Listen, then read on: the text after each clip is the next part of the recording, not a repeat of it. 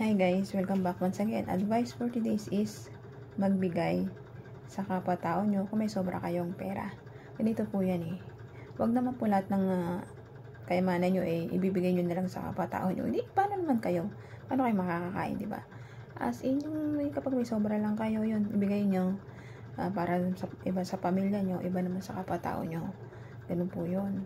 Di po masama tumulong kung may sobra kayong kanin, ulam, ibigay nyo sa kapitbahay ninyo, di ba? Ganun po yun, kapag walang mga ulam yung kapitbahay nyo, magbigay po tayo. O may nakita kayong mga pulubi dyan, o mga bata dyan sa lansangan, bigyan po natin na tubig, biskwit, o kahit pera, mabili nila ng pagkakainin nila kasi minsan kasi hindi pa yung mga kumakain. Alam nyo naman, di ba? Sa hirap na buhay, yung mga magulang, hindi nakakapagtrabaho, papabayaan yung mga anak nila, di ba? Hindi natin alam ang story ng buhay nila kung ano yung buhay. Kanya-kanya tayong story. Ako may story din ako ng buhay ko. Kayo may story rin kayo ng buhay nyo. Kaya kayo bilang isang mabuting tayo, maging matulungin po tayo sa kapwa-tao natin. Sabi nga natin, Diyos Ama, Diyos Anak at Diyos Espiritu Santo. Magbigayan, magmahalan, magtulungan at magrespetuhan po tayo dito sa ibabaw ng lupa, sa ibabaw ng mundo. Pag nagagawa po natin yung mga bagay na yan, ay tsak na naliligtas yung kaluluwa natin, lalong-lalo na nagiging makadiyos ka. Parati po tayo magdasal. Pagdasal po natin, kaligtasan natin mga kapwa-tao para maligtas po natin to. At higit sa lahat, magdasal ka parati para sa kaliligtas din ng kaluluwa mo.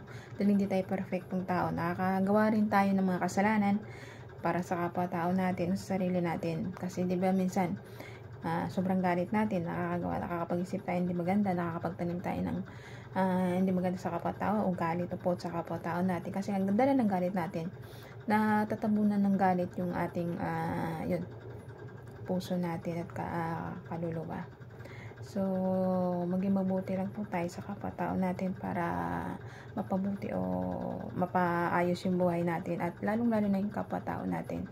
Isipin lang natin yung mapabuti sila at maging maayos sila sa buhay.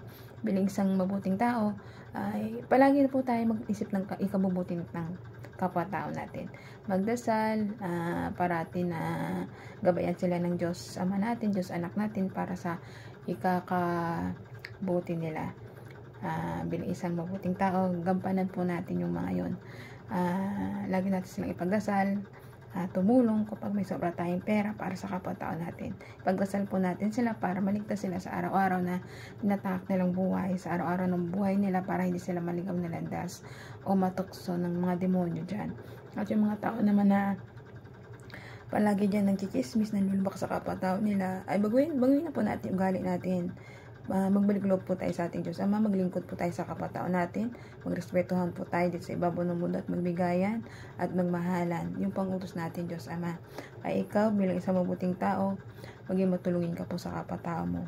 Kahit may konti ka dyan, itulong po natin. Malaking tulong po yun para sa kapwa-tao natin na nakakatulong tayo. At higit sa lahat, naging mabuti kang tao sa mata ng ating Diyos, amang buhay na nasa langit. Kaya hanggang dito lang po aking advice. Ingat po tayong lahat and God bless.